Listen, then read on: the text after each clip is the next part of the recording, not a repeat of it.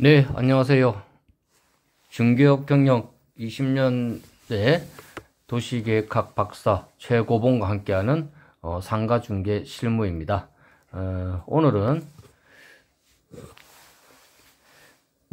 상가 입문에 대해서 한번 공부해 보도록 하겠습니다.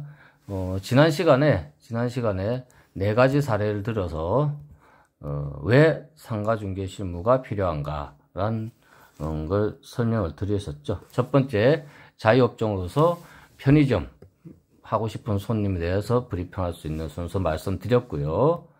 두 번째, 커피 전문점, 관리업종 중에 신고업종이죠. 커피 전문점 손님에게 브리핑하는 방법. 세 번째는 학원 찾는 손님께 브리핑하는 방법. 학원은 관리업종 중에 등록업종이라고 말씀드렸습니다. 그리고 마지막으로 룸살롱 하려는 손님께 브리핑할 수 있는 자료를 설명을 드렸습니다. 룸살롱은 위락시설로서 관리업종 중에 가장 강력한 허가업종이 되겠죠. 그래서 프롤로그로서 이런 네 가지 사례를 통해서 상가중개 실무 강의의 전반적 예상 흐름을 말씀을 드린 겁니다. 그래서 오늘은 이제 본격적으로 상가중개 실무를 할 텐데요. 목차는 첫 번째 상가 입문을 통해서 과연 상가의 전반적인 내용을 설명을 하고요. 두 번째 상가중개 실무 업종별 그리고 특수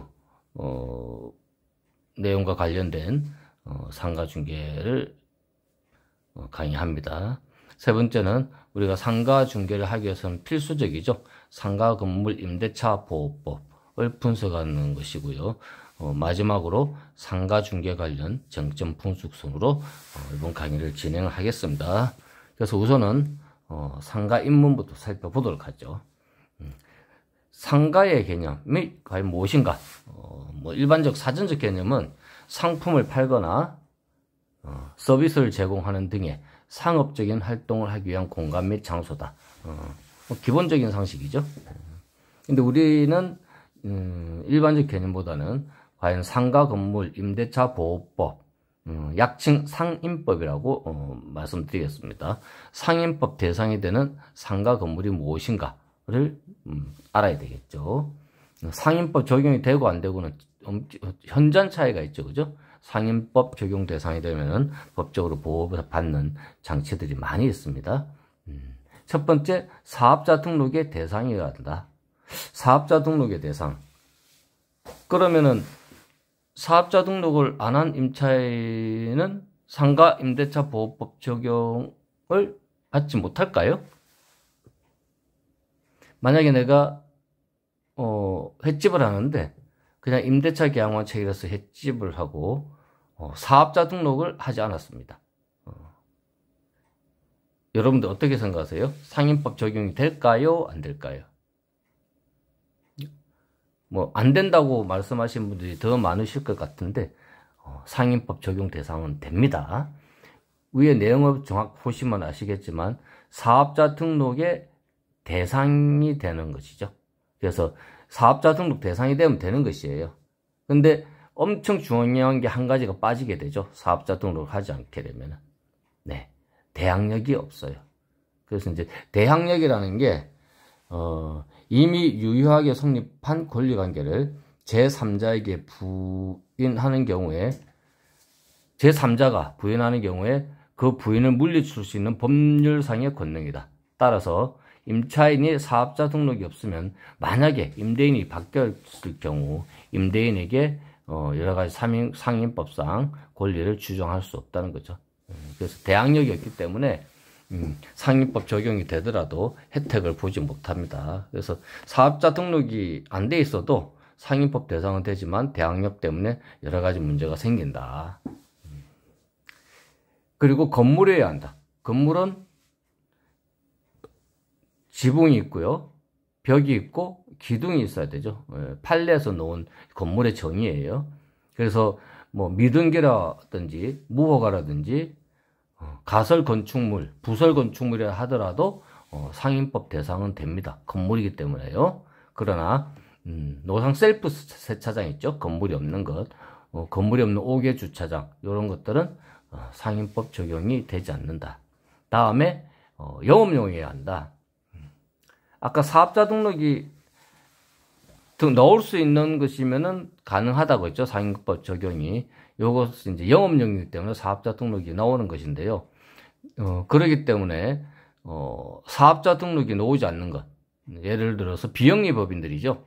어린이집, 교회, 동창회, 자선단체, 그 다음에 종교단체, 이런 것들은 비영리법인이기 때문에 사업자 등록증이 발급이 안 됩니다. 대신에 이제 고유번호증이라고 사업자 등록증하고 똑같이 생겼어요. 고유번호증이 이제 발급이 되죠. 요양원 같은 경우도 거의다가 비영리법인이에요. 뭐 요양원 찾는 손님들 많이 계신데 그거를 필히 인지하시고 중개를 하셔야 됩니다. 그리고 이제 영업용이라도 주된 부분이 영업용으로 사용하시면 된다. 공부상 용도뿐만 아니라 실제 용도에 따라 판단해야 된다. 근데 뭐 뒤에 보시겠지만 아주 중요한 판례가 작년에 나왔습니다. 일정 보증금액 이하, 이건 상인법에 규정되어 있죠. 이건 연도별로 조금씩 차이가 있습니다. 계속 이제 금액은 증가하는 상황이고요. 자, 대법원에서 작년 11월 14일, 24년 11월 14일 날 엄청 중요한 판례가 나왔습니다. 공장과 사무실을 함께 쓰는 건물은 상가인가? 사실관계를 잠시 살펴보면요.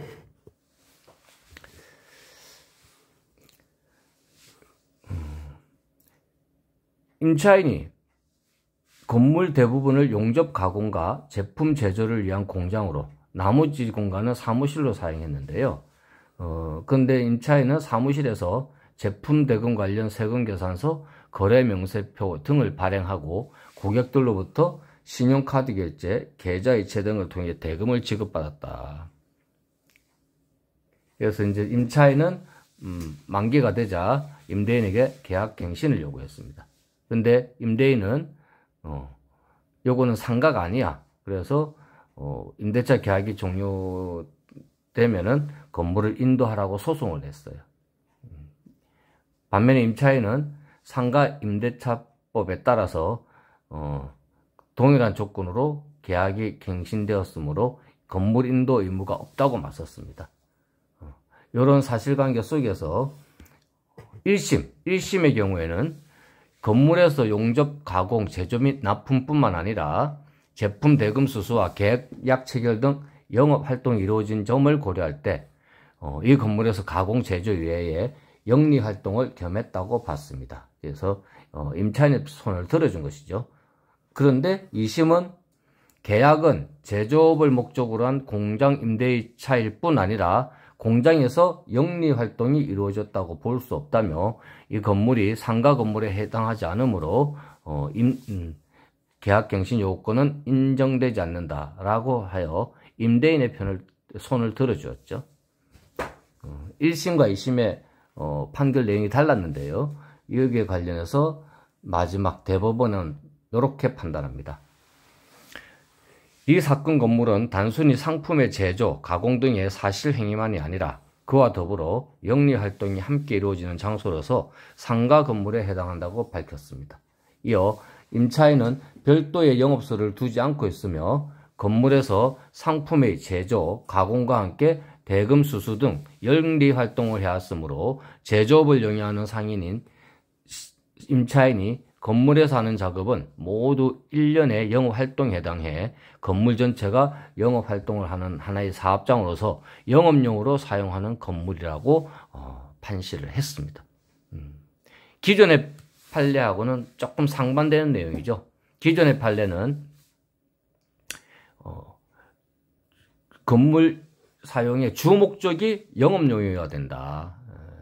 그래야만 상인법 적용 대상이 된다고 했는데 이번에 나온 대법원 판례는 제조업을 영위하더라도 그 속에서 일부 영업 활동이 진행되면은 얘는 상인법 적용 대상이 된다고 이렇게 판결을 내렸죠. 그래서 사실상 그 법령 조문이라든지 물리적 해석으로는 조금 무리가 있는 판결이지만 지속적으로 뭐 주택임대차 보호법뿐만 아니라 상가 건물 임대차 보호법도 결국은 경제적 약자라고 할 수 있는 임차인의 권리를 좀 확대하는 시대적 흐름을 반영한 판례가 아닌가 판단이 됩니다. 자, 오늘은 여기까지 하고요. 다음 시간에는 상업집지론을 강의하도록 하겠습니다. 여러분들 강의 들어주신다고 수고하셨습니다. 감사합니다.